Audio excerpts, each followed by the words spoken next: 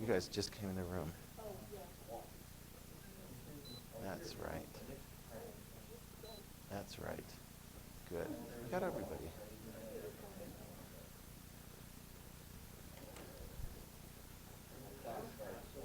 Okay, good morning, ladies and gentlemen. May I have attention, please? All quiet, please. Thank you. So, take your notes out. We're going to be continuing looking at the United States during this very critical transition from being a small power to a large industrial power to now it's going to start getting into imperialism. United States, in your notes today, is going to be busting heads, taking names, and taking some territory, okay, with all of the challenges that come along with that. All right? And we all face challenges and so forth. Update, let's see.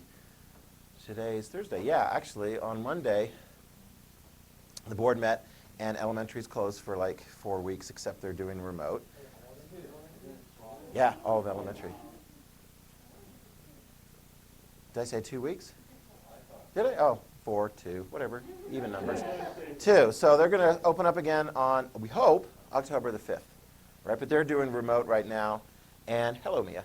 And there's all kinds of various different things that people are trying to do to make everyone safer so we can continue on with our lovely little gatherings as we go forward. One of the issues that I'm kind of working on is the mask requirement. Everybody's got the mask requirement except when you're like, you know, pulling it down to take in water, pulling it down to take in food, because I got a lot of students who are like, you know, chowing down on food and so forth.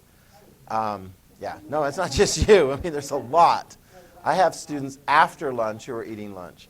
And also things like, you know, breathing. This is me, okay, because my circumstances are such that I think perhaps the way I teach with a lot of enthusiasm is kind of like the way some people play basketball or volleyball, right? Can you play volleyball, Mia, effectively with a mask on? I don't think so, because like you're breathing out a lot of air, you're breathing in a lot of air. And I've noticed that because when I was wearing a shield, which, you know, I talked to the doctor about and so forth, he's like, yeah, shield seems pretty reasonable for what you're trying to do in teaching. I do exhale a lot, right? And I can see on the inside I have to wipe it off, you know, frequently because it starts to build up. I'm like, my poor students. I hope that hasn't been getting on them. Like, but I stay a fair distance and now I had a shield.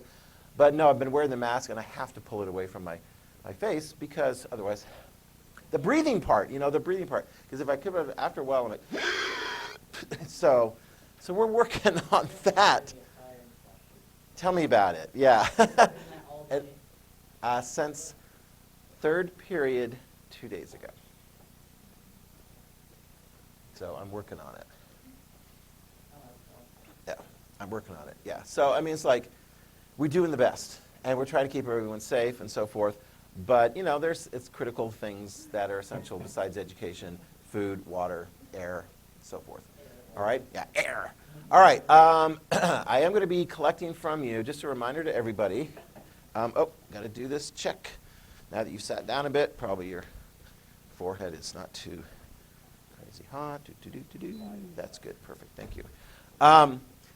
Have out, as I indicated when I handed it out, the assignment that's due today. I want it printed, right?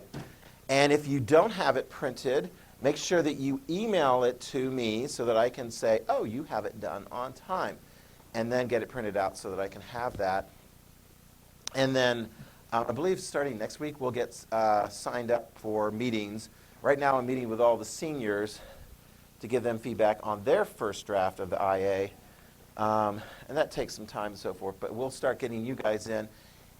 Even before your meeting, continue doing the research so that you know for a fact that there is good resources out there. Particularly, I've got actually quite a few of you guys among my students so far are taking older topics, like from the 1700s and earlier. I got actually maybe like 2 or 3, maybe more, that are doing like ancient topics. Those are interesting topics. The real critical thing is, are the resources there?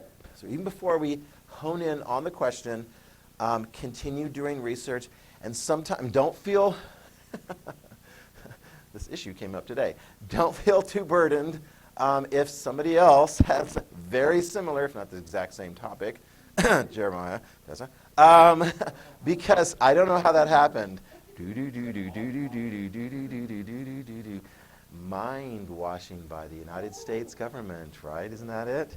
And experimentation. And actually, I did have a student several years ago that was looking at that particular topic. Or maybe they just did, oh, I know what it was. I think they did a film about it, which was really creative, about that topic. So don't worry about that, because like my seniors last year, I had two students that were wanting to do research on Charles Manson and his like family cult that committed a bunch of murders. We were able to craft two distinct questions for each of those two students. So we'll see how that works out. But you might want to be the first one to actually get the meeting, because then we'll get that first question. Yes, sir, sir. Sign up for that, dibs. All right. Questions? Okay. We're going to do, we actually got the very first student video announcement thing, so we're going to play that after we do the pledge. And then I'll collect the things from you, your papers, and yeah, get those to me if you didn't get the paper in prior to that time. Let's go ahead and stand and do the pledge. Oh, look, there's Daniel. He's ready to go. Ready, begin. I pledge allegiance to the flag of the United States of America and to the republic for which it stands, one nation, under God, indivisible, with liberty and justice for all. I'm sorry. Bless you, Haley. Now go home. Just kidding. I don't know if you're not feeling well. Your temperature was fine. No. Yeah, and it's like it's just like a little sneeze. It's like, it's okay, it's okay. And like I'll cough a little bit. It's like, okay, I got a little bit of reflux. It's okay. You know, I just had a big meal. It's okay. Woo. Yeah. Let's get Daniel on. Daniel Kim has got very short announcements things for you. Looks like we got some spirit stuff coming up for you. So let's play Daniel. Spirit Week. Announcement. This fall, congratulations to the volleyball team. They are on Olympic War 95 by tomorrow. 24. Are you doing volleyball, Mia? They're playing against Rimrock. Quite a good team from what I heard. So if you see any of the players in the hallways, please push them play well. Next up, Spirit Week. Monday, Tuesday, this following week. It will start off very simple. Wear your favorite colors. If you're in the blue group, wear blue. If you're in the green group, wear green. Wednesday, Thursday. You've got green on your sweater. But the green is on there. Friday, Monday will be Thursday. Wear your favorite football team, support them, get in a fight with Mr. Holiday. The following 2 days, Tuesday and Wednesday. My team is Washington football team.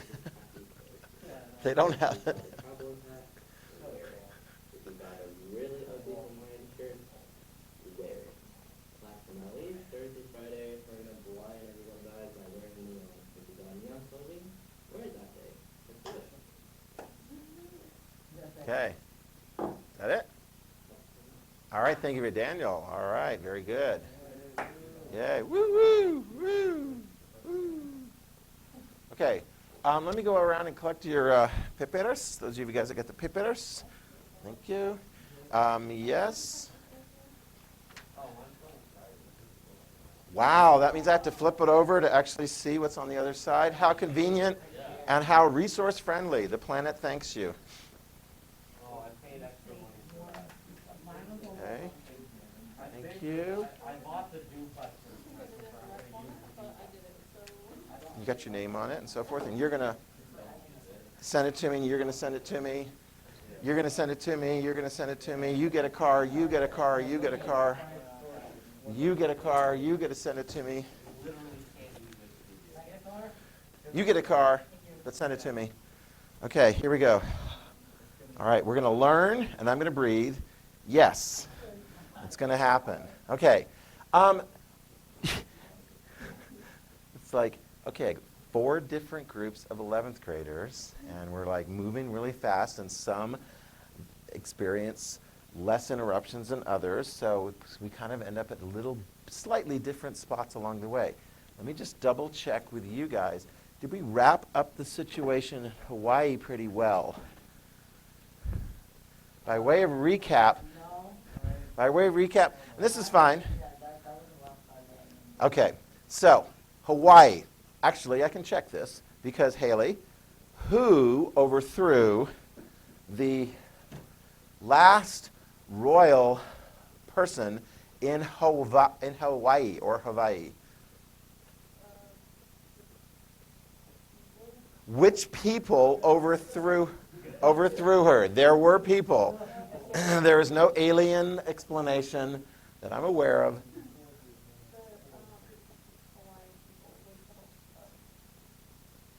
Is that what it was? Did the Hawaiian native people overthrow the Hawaiian royalty?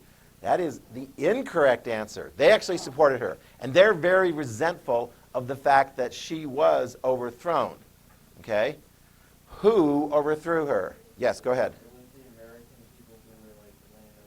Very good. Does that sound a little bit more familiar?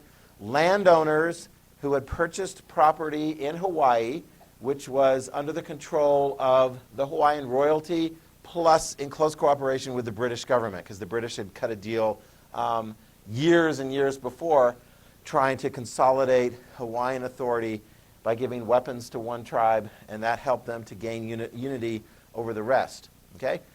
So Jeremiah, to follow through, what was the motivation of these white plantation owners, these sugar cane growers, to overthrow something? It's like kind of two steps.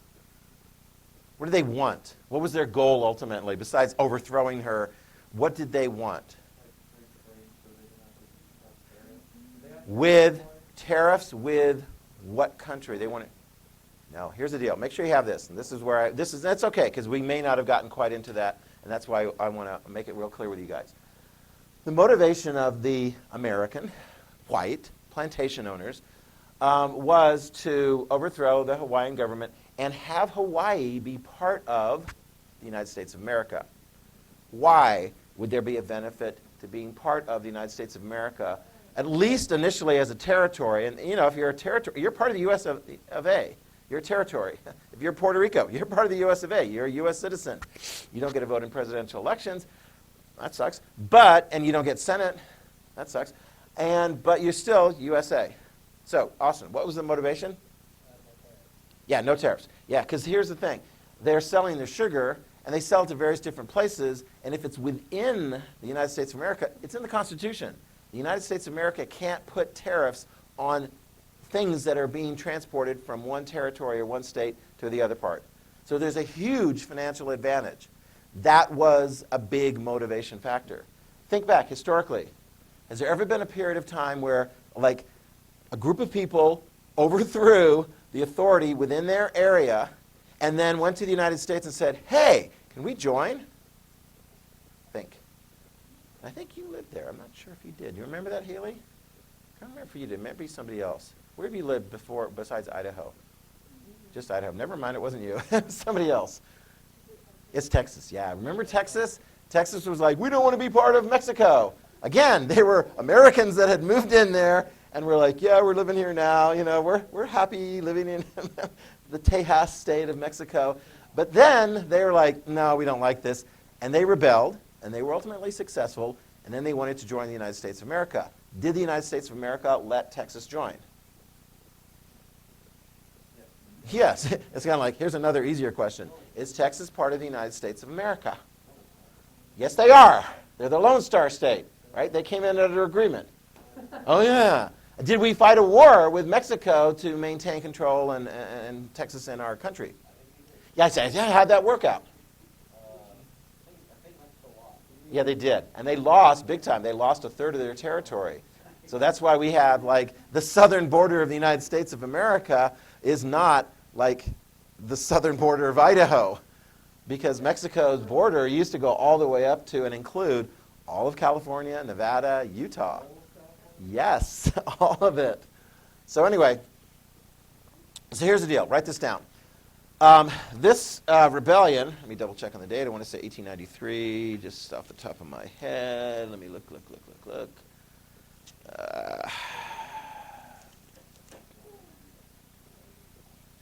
Do you have 1893 written down? I think that's what I have too. Let me just double check on that. Okay, here we go. I'm fogging up. Here we go.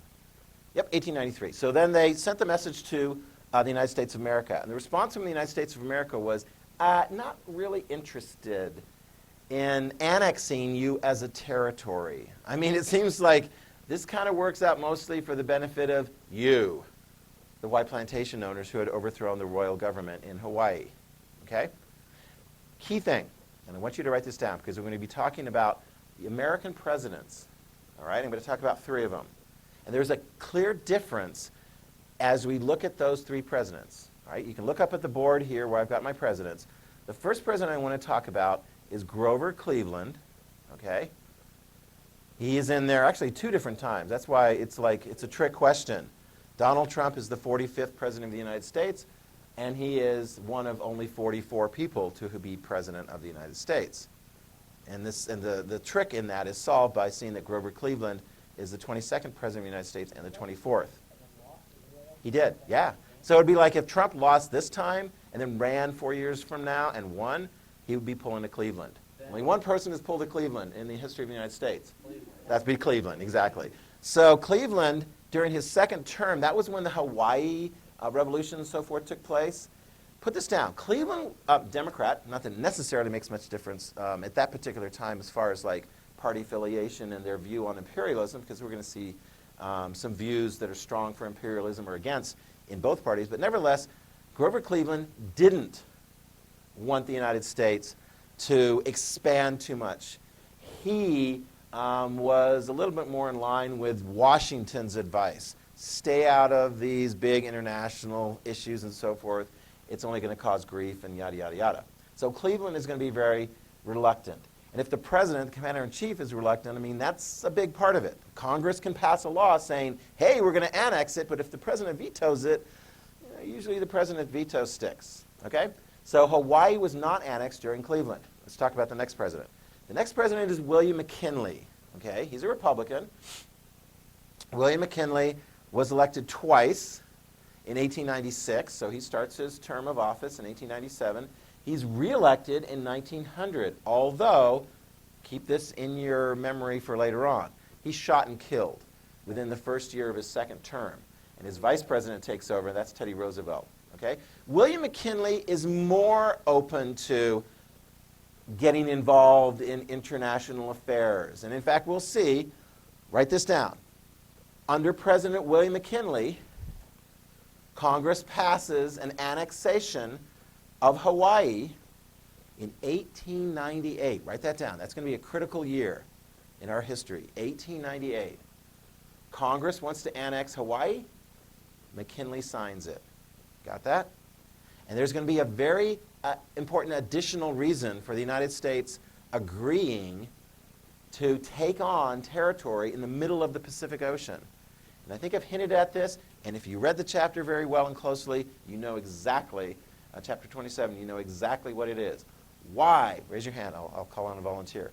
Why is it important to the United States to have Hawaii, not so much for sugar, but for its port facility? Yeah, Mia's got it. Yeah, what is it?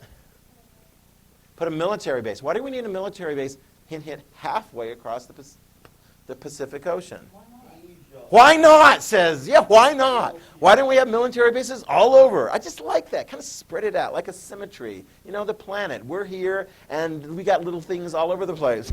I mean, it's like the British. They got bases all over the place.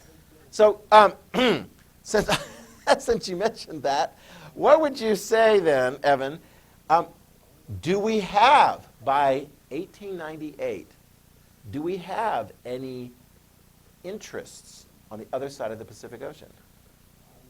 Probably, yes, we do. Right? Mia's like, we need to go halfway. What is on the other side that we're like, it's ours now?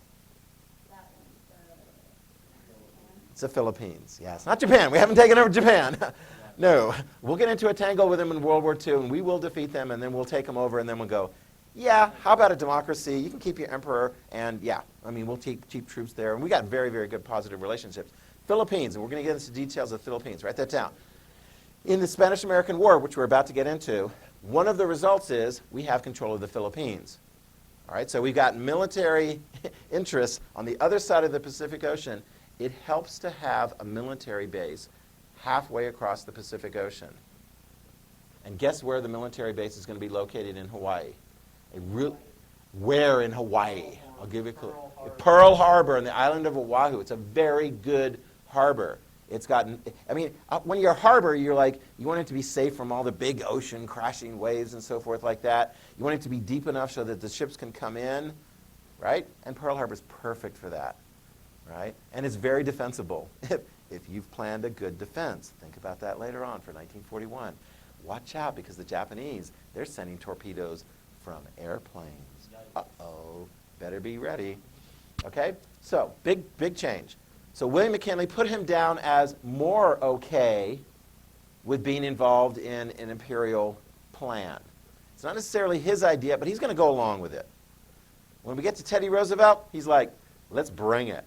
Mr. Imperialism, let's bring it. We're a big country. We're strong. We've worked out. It's not like he was young and had health difficulties and so forth. Now he and the United States are big and strong, and they need an empire, and they need a strong navy, and yeah, let's do this. So you see a big transition among those three presidents, okay? All right. So here's the slide here.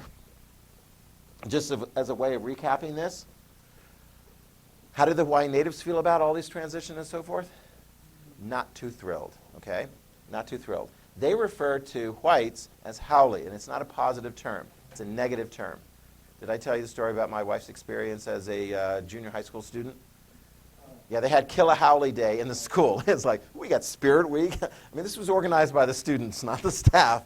And the students were like, yeah. I mean, it was weird because my wife's dad was in the Marine Corps. He was serving in the Vietnam War. And so, he was in Vietnam. The family was stationed in Hawaii. And they put the kids, my wife and her two brothers, in public schools because it don't cost nothing. Even though some of the folks who were in private school were like, well, why would you be in private school? Eventually they got transferred to private school because of things like Kill a Haole Day, where the native Hawaiian population is like, we're still resentful of what happened. You need to know history. We're still resentful of what happened in the late 1800s, where the Hawaiian royalty was pushed aside and the United States government came in on the side of plantation owners, and then look who showed up in massive numbers, the military. So military kids in particular were kind of identified as being like, yeah, you're kind of part of the problem and so forth. If you go to Hawaii, Hawaii's beautiful. They love tourism and so forth. But just know that there is some issues and so forth, and it is historically based. Got that? Haoles. Yeah. Yeah. My wife kept a low profile. Her older brother got into a lot of fights. And then I think he not only got pulled out of the public school, he was sent back to the States to live with grandma and grandpa where it was much safer. I mean, so it's like, you're like, wow. You're like, how many guys I want to go rock climbing in the mountains? I think I'll go to Iran or Iraq. Those people I hear are really lovely and they got a really cool culture. Yes, but it's important to understand the history because a lot of people are really cool and so forth, but some people will look at you and go, you remind me of a difficult past that was associated with people and da-da-da-da-da. Right? You need to pay attention to those. You need to be aware of those. That's important. And I think that's fair. So when people in this country go, wow, I'm an African American and I'm feeling like, people aren't treating me very well. Are people still not treating African Americans very well? Yeah, in some respects. Is it as bad overall as it was 100 years ago? No. But is it still an issue that needs to be have attention paid to it? Sure. Yeah. I mean, it's like, know your history. It helps you to understand and relate and empathize with, what's going on. Okay? All right. So let's talk about, speaking of history, Cuba. All right, write this down. Cuba. We are going to get into the Spanish-American War in large part because of Cuba. Okay? And what takes place in Cuba. All right, well, let me tell you about Cuba. We've got to get the background here. We're going to get the long history of Cuba. Cuba is a place in the Caribbean. Okay, I know that. It's a big island in the Caribbean. Look, it's just off the coast of Florida. Whoa, it's almost the same size as Florida. It's a big island. It's the largest in the Caribbean. If you go a little bit to the east, you run into the island of Hispaniola. If you go to the island of Hispaniola, if you're on the west side, you're in Haiti. If you're on the east side, you're in the Dominican Republic. You're like, wow, that's really interesting, and so forth. Who was the first European that bumped into Hispaniola in the Caribbean? Yes, you do. His initials are CC. And yes, he is. And he sailed the ocean blue in what year?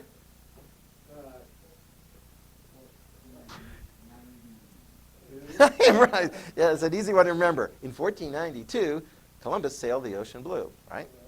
He did, yeah. So that's an easy one to remember. As far as like dates, yeah, it's like it's the one people. And actually, it's a good one to remember because you can be like pre-Columbus, post-Columbus. Pre-Columbus, did the natives living in the Caribbean have any problem with the Spanish? No, they weren't there. Afterwards, write this down. Afterwards, you see that the Spanish took over a lot of territory. I mean, a lot of territory. In the Caribbean, Central America, South America. Boom. Spain is very involved in that. You got that? And Spain controls Cuba. What about Hispaniola? There was like two countries there, Haiti and Dominican Republic.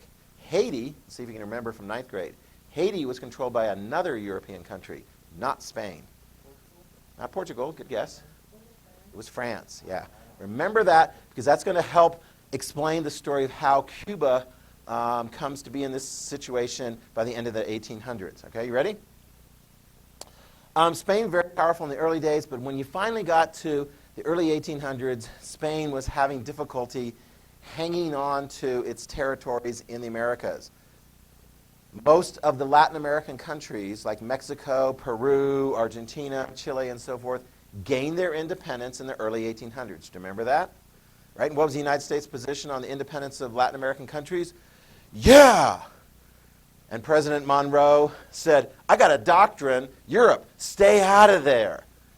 Once they become independent, you don't try and come in and take them over again. That was the Monroe Doctrine. We bump into that occasionally. Let me throw this one out to you, see if you can remember. What was the first country to gain independence in the Americas after the United States of America? I'll give you a clue. They gained their independence from France. No, Canada doesn't gain their... I think they're independent now. They are independent now. But Canada is kind of like... Canada's like the kid who moved... Yeah, they play the long game. They move out of the house without slamming doors, and it's a positive, transition, but it's a bit by bit by bit. As opposed to the United States, we're like, we're fed up with you. I'm independent. Bam! I don't want your monarch. Canada still has a very positive relationship with Britain as a result of that. So it's not Canada. So which is it?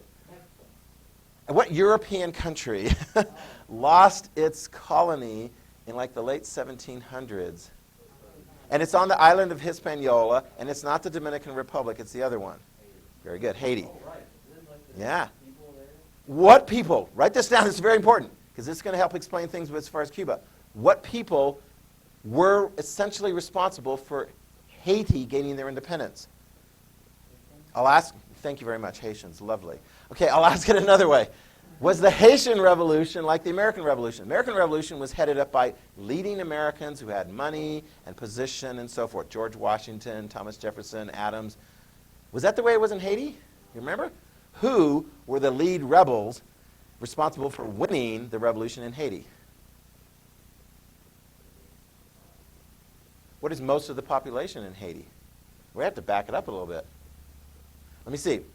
We'll back it up a little bit. We're going to back it up a little bit. All right? Perfect. Write it down. Let's talk about it. It was a slave rebellion. Okay, so you got that? What do you remember roughly what the percentage of population living in Haiti was as far as being slaves? I mean, because in the South, in the United States, it was about a third of the population was slave. Is it lower or higher in Haiti? A lot higher, yeah. Even higher. Like 90% plus. Now, economically, that makes sense. Write this down. This is very important for you to understand, not only for Haiti, but for Cuba. Okay? Because Cuba and Haiti were very similar in their demographics and their population and their economy. Okay? The Spanish, French, whatever Europeans were in charge of the Caribbean, they're looking and going, well, what can we do that is very valuable? I mean, you can't dig up too much silver and gold out of the Caribbean, but you can grow stuff. And they grew lots of cash crops like sugar. Okay, sugar cane. Not so much, no. Not so much. Yeah, perhaps in a modern economy. Back then it was sugar. All right, got that? So sugar is very, very intensive. Who do you suppose the Spanish and the French employed got to forcibly work in the sugar fields initially. I mean, they were slaves, but where did they come from initially? No, you don't bring your slaves over from Spain. They enslaved the native. Very good, write that down. The native population was initially mostly enslaved to work on the plantations growing sugar. What ultimately was the fate of many of these native populations? Many of them died off because of disease, hard work, but particularly disease. So then where do the replacements come in from? Africa. You remember that from the 9th grade? So if you look at the demographics of the population in places like Haiti, Dominican Republic, Cuba, Brazil, you see a very high percentage of people with African heritage. And almost all of them, their ancestors came over, their African ancestors came over in slave ships. You got that? So the fact that the slaves successfully carried out a rebellion in Haiti, write this down, Spain was freaking out. They're like, oh no, we're going to have slave rebellions taking place in Cuba, where you got a similar situation, where you've got a lot of people of African descent working as slaves in very hard conditions, and maybe they'll rise up. So Spain had a simple solution. Send in lots of military. Write that down. Send in lots of military. So the fact that Spain had a fair amount of military in Cuba kept Cuba from joining the ranks of those Spanish colonies that gained independence in the early 1800s. Cuba and also Puerto Rico. Okay, those two Spanish Caribbean colonies. You got that? So here's the thing. In the 1800s, when Mexico was gaining independence, in part led by George Washington type figures, leading people who owned a lot of land and had a lot of resources for guns and so forth, those were the leaders of the Latin American wars of independence that were successful. Put this down. By the end of the 1800s, this is all Spain had. Ready? Cuba. I mean, most of the stuff they lost in the early 1800s. Okay, Cuba, Puerto Rico. Okay. Anybody know the other possessions were like in the Pacific? Philippines, very good. And a little island group in the Pacific. Starts with a G, rhymes with mom. Guam. Thank you. Guam. There we go. Guam. All right. So Spain had held on to that.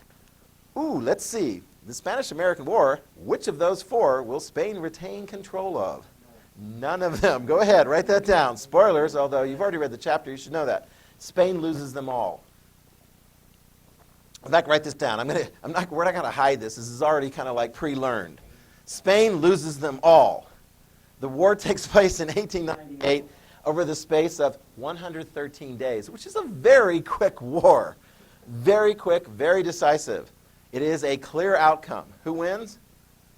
USA. Spain loses. Not Spain, exactly. Okay? So, and Spain loses all of those territories. And we'll see exactly what happens to them. I mean, if you look today, you're like, well, which of them are independent countries? Anybody know?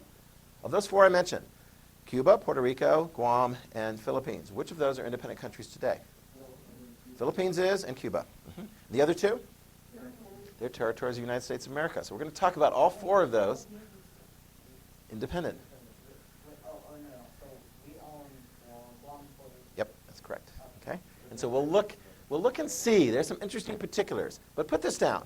The war pretty much got started because of situation in Cuba. Okay? The one that's closest to the United States, and the one that has the largest population, and the one that has the most attention from the United States at that time, Cuba. And it's always kind of had that because, I mean, some of you guys may remember, it was a small point we made in 9th grade where the United States was like, well, we took over Florida. And we're like, come on, give us Florida. We'll give you some money. We'd already cited Spain as being like a little bit weak. They were going through some crazy times. And so we got Florida for some cash.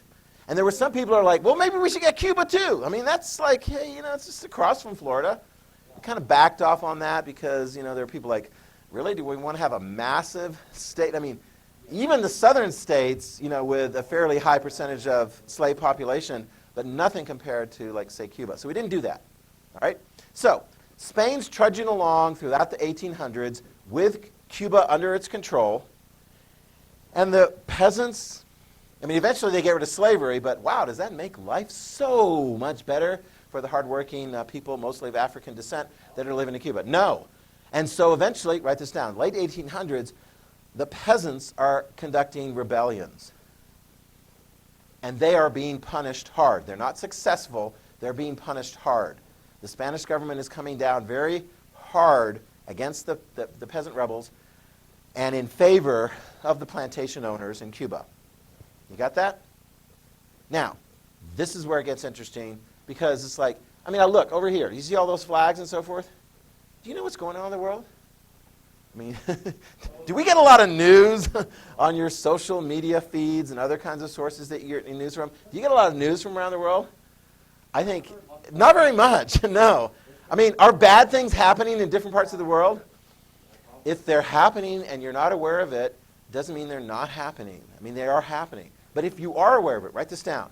The United States was very aware of bad stuff going on in Cuba in the late 1800s. Got that? So what? It's not like we're going to go to war over it. Or will we? We will. Let's look at this. This is some interesting dynamics going on here. This is an example of a cartoon before the Spanish-American War. And this is in the newspaper.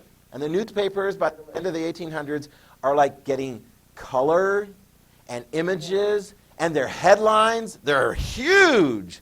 Because huge headlines grab attention.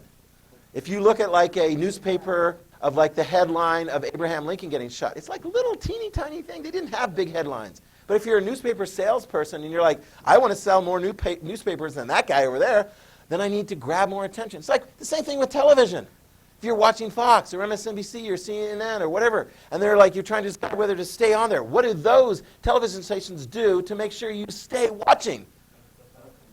Make stuff up there. I mean, that's part of it. We'll see that, as far as that objectivity and so forth. But I mean, that flashiness, that sensationalness, breaking news, coming up next. Stay with us. Because otherwise, they have to cut to a commercial break because that's how they make their money. They sell commercials. Do you understand that? Some of those ideas were starting to take place back in those times with the newspaper guys. They had cartoons. Here's a cartoon. Let's see if you can explain it. First of all, let's put your attention here to the poor little dark child here. And if you can't quite figure out that he's being mistreated, who is he? Spain is mistreating Cuba. Poor little Cuba is being mistreated. And here, I'm not really quite sure who this figure is, but this is a very generous, kind figure offering help, which seems like a thing you would do when a poor child who's been mistreated is in need of help. You offer help. Well, what is the United States doing in this particular situation? Yeah, he's blindfolded. He's just sitting there. He's doing nothing. Message from the artist, should the United States do something? Yes. Write that down. You start getting these messages, do something, do something, do something. And it shows up in the news media. Right? Sometimes it's referred to as the yellow press. It's like that was the first color that was introduced. Eventually they got red and blue and things because colors are cool. And then they were introducing them into their newspapers. But if you look at yellow press, it's not a positive connotation. Donald Trump today would call it fake news. It's sensationalized, it's not entirely objective, and it is intended to get your attention and to get you to buy their newspaper. Because some newspapers were delivered to houses back then. You couldn't get radio or television or anything like that. A newspaper was the way you got news. And sometimes a lot of the newspapers were sold like on the spot. They would publish daily. And then sometimes there would be extra. They would do an extra edition of something, send the newsboys out into the streets, and they would be like barking and calling, and people were like, oh, wow, that looks really good. Well, you can't read it. Just standing there. You got to hand over a penny or whatever they were charging. I mean, fairly cheap printing and so forth. These are the two guys that are instrumental in making a lot of money in newspapers back in those days. You ready? Write their names down. Joseph Pulitzer. He made a lot of money. That will go later to a prize that is listed in his name, to good journalism and good, writing and so forth. Just like Nobel made a lot of money on explosives. And that money has been put now toward prizes for people who do peace and chemistry and things like that. Yeah. And then William Randolph Hearst, he's probably the most well-known of them. I mean, that guy was larger than life, and he loved collecting things. If you ever get a chance in California, about midway through, he's got his Hearst mansion. He's got all kinds of stuff, like, I don't know, like half the church pews in Europe, because he's like, I'm going to buy it, I'm going to buy it, I'm going to buy it, and buy it. And he brings it all back to his, like, really crazy, big, massive, eclectic house. Cool. Yeah, and then he hosts all his Hollywood friends and so forth from the 1920s and 30s. Anyway, William Randolph Hearst and Joseph Pulitzer, big entrepreneurs in the field of news media, newspapers. Write this down. Pulitzer owned the New York World newspaper, and William Randolph Hearst owned the New York Journal. And you're like, well, that was just two New York newspapers. Wrong. They were part of big, massive syndicates. So, New York World, that was the name of the newspaper, and Hearst owned the New York Journal. And they also owned lots of newspapers in other parts of the country. So, I mean, they got the word out through telegraph. I don't know how quickly wireless is going to get into it, but I mean, telegraph was set up by the time of Lincoln. You could get those stories out. You can get those kinds of things so they would appear in a newspaper daily in the morning or even in the afternoon. It was a big, big deal. And what was the story that those newspapers were covering in lots of detail, lots of attention, lots of sensational coverage? Cuba. Cuba. Cuba. In fact, it was like their editorials were saying, we, the United States, need to do something. We need to go to war. Got it? We need to go to war. Let's do this. Stir up lots of anti-Spanish sentiment because the Spanish government, if you read about it in the United States of America newspapers, it's like bad, bad, bad, bad, bad. I don't know. Could those newspapers be part of stirring up United States public opinion to go to war? The answer is yes. Now, of course, we have politicians in Washington, D.C., and they're like, I don't know if we should go to war just because two guys are selling lots of newspapers. McKinley, write this down. McKinley was very reluctant, because he's like, I know I'm the commander-in-chief. If we go to war to like help, poor Cuban people and so forth, is that going to really change their life? Kick the Spanish out, and then, who's in charge? Anyway, the response from President McKinley was cautious. He sent a key American military asset just in case things got really sketchy and American lives were endangered. This happens in the world, right? So if you live in an overseas area that's a little dangerous, would you like the United States to zoom in with helicopters or ships or whatever they can get in quickly and pull you out safely? So what did we move into Cuba, the Spanish-controlled Cuba, just in case something bad happened? The USS Maine. Write that down. The USS Maine. Part of our Navy. And they're parked in, there. And, of course, the Spanish didn't invite us to be there. And President McKinley was like, this is just in case something happens and just to protect American lives. Of course, the Spanish are going, I don't know, I've read some of your newspapers, and Americans are baying for the United States to get involved in a war against us. So the Spanish are a little bit nervous about this, and they're not entirely trusting the United States, views and intentions. Does that make sense? And then, boom, write it down. This is when things happen. February 15, 1898, the Maine got blown up. It's almost like it was, or was it intentional? That's the question. Write it down. Here's the thing. The thing is blown. 1898. February 15, 1898. So 1898 is going to be the critical year when it comes to Cuba and the Spanish-American War and everything. Everything happens very fast. Okay? All those stories leading up to it, the Maine arrives, the Maine blows up. 266 dead. All right? So immediately you've got questions. How did this happen? Who did it? Was Spain behind it? This is the problem of conducting a very, very quick investigation. This is when bad stuff happens. It's like, let's get the police cams. Let's look at this. Let's look at this. Let's take interviews. Let's find out what's going on. Because the United States' initial investigation conclusion was Spain did it. You got that? Spain did it. It's like, was it a torpedo? No, it's probably a mine. They mined it, and they didn't tell us where the mines were, and then boom. Although, you guys know this from reading it, the longer investigation that looked more closely at all of the forensic information and so forth concluded It blew up. It was an accident. I mean, you had boilers, and you had coal, and you had coal dust can go boom. Anyway, it was an accident. And frankly, when you think about it, when you look at an explosion, if it's from the inside, which way do the fragments go? Out or in? Outward. Outward. If it's an explosion from the outside, like a mine or a torpedo, which way do the fragments go? Outward. Into the ship. And so when you looked at the ship, which way was it? Which way were the explosion coming from? It was coming from the inside out. So the things were pushing out. So write it down. Spain denied it, but the United States Congress voted for war, and McKinley was like, all right, fine. Remember the Maine, they put in the newspapers, to hell with Spain. You're gonna pay. Next time we'll get into all the details of how the war took place, starting not so much in Cuba, but in the Philippines. We'll talk about the Navy, we'll talk about the Army, we'll talk about all those things. We'll talk about Teddy Roosevelt and the Rough Riders who didn't have horses, which is really strange to be Rough Riders and not be on horses, but that's okay. All right? Good. Okay, good. They didn't even have motorcycles? No, they didn't have motorcycles. Okay.